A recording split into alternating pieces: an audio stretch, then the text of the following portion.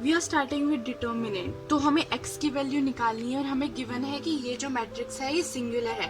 तो क्या करेंगे, अगर सिंगुलर है तो इसका मतलब इसका डिटर्मिनेंट 0 के बराबर होगा। हमने इसे सॉल्व किया और इसका डिटर्मिनेंट 0 के बराबर रखा तो x की वैल्यू 1 आ गई।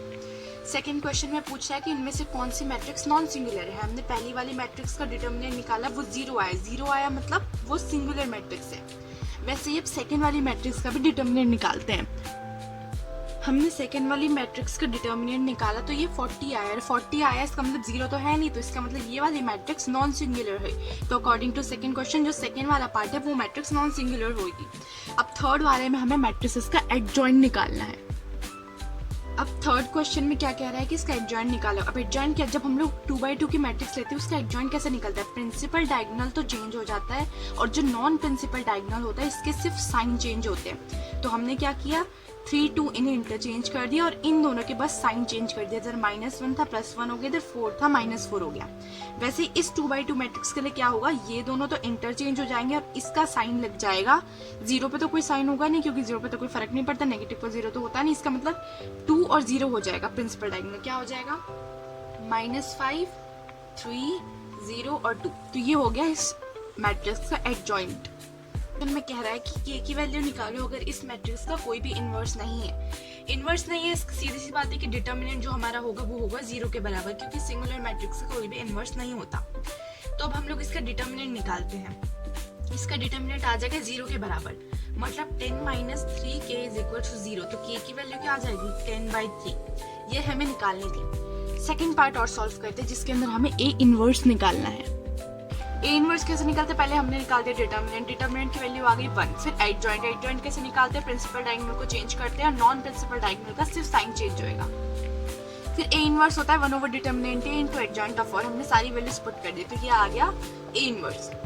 नेक्स्ट पार्ट देखते हैं। अब हमें इसका इनवर्स निकालना, तो सेम हमने क्या किया, डिटर्मिनेंट निकाला 7 आया, एडजॉइंट निकाला उसी तरीके से और फिर इनवर्स निकाल दिया, सेम यही फॉर्मूला पुट करके। तो ऐसे ये थर्ड पार्ट हो गया। कोई भी डाउट हो तो अगर आप लोग कमेंट कर सकते हैं। अब हम लोग देखते हैं फिफ्थ क्वेश्चन को। फिफ्थ क्वेश्चन में हमें निकालना है determinant of adjoint A. Already जो बेसिक वाली वीडियो बनाई थी डिटर्मिनेंट की, उसके अंदर ये वाली आइडेंटिटी बताई थी। डिटर्मिनेंट ऑफ एडजॉइंट ए होता है डिटर्मिनेंट ऑफ ए की पावर 2 - 1, जबकि 2/2 की मैट्रिक्स है इसलिए हमने इसका डिटर्मिनेंट निकाल दिया 10। अब इधर वैल्यूज पुट कर दी 10 की पावर 1 10। तो ये आ गया हमारे पहले पार्ट का आंसर। देखो नेक्स्ट पार्ट देखते हैं। सेकंड पार्ट में हमें डिटर्मिनेंट 5 दे रखा है, ऑर्डर 3 दे रखा है और हमें डिटर्मिनेंट ऑफ एडजॉइंट ए निकालना है। वैसे ही करेंगे, एडजॉइंट ए इसके बराबर हो जाएगा 3 की पावर 3 - 1, क्योंकि यहाँ पे जितना भी ऑर्डर होता है उसमें से एक माइनस करते हैं। सारी वैल्यूज पुट कर देंगे तो आंसर आ गया 25। फिर थर्ड पार्ट में हमें बताया गया कि नॉन सिंगुलर मैट्रिक्स है, ऑर्डर 3 है और हमें डिटर्मिनेंट ऑफ एडजॉइंट ए 64 दे रखा है और डिटर्मिनेंट ए निकालना है। सेम इसके बराबर रख देंगे। इधर हमें इसकी वैल्यू 64 दे रखी थी।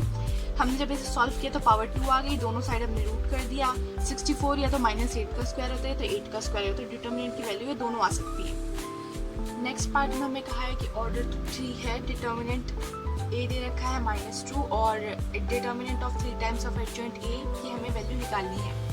हमें ये पता है कि जैसे हमने इंट्रोडक्शन वीडियोज में पढ़ा था कि कोई भी पावर k होती है, जब वो हम बाहर निकालते तो वो उसकी पावर वही लग जाती है जो उसका ऑर्डर होता है। तो ऑर्डर 3 है तो वैसे जब हमने 3 को बाहर निकाला तो 3 की पावर 3 लग गई। 3 की पावर 3 इंटू एडजॉइंट ए, सारी वैल्यूज हमने इसके अंदर पुट कर दी तो 3 टाइम्स ऑफ एडजॉइंट ए की वैल्यू आ गई 108।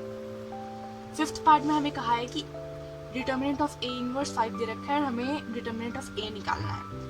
तो एक चीज हमने पढ़ी हुई कि a इंटू ए इनवर्स होता है आइडेंटिटी मैट्रिक्स के बराबर। दोनों साइड हमने कर दिया डिटर्मिनेंट। अब आगे देखो, दोनों साइड डिटर्मिनेंट कर दिया तो हम लोग क्या करेंगे, अब दोनों को अलग अलग कर लेते हैं। डिटर्मिनेंट ए अलग और डिटर्मिनेंट ऑफ ए इनवर्स अलग। ये हो गया 1 के बराबर, आइडेंटिटी होती है 1।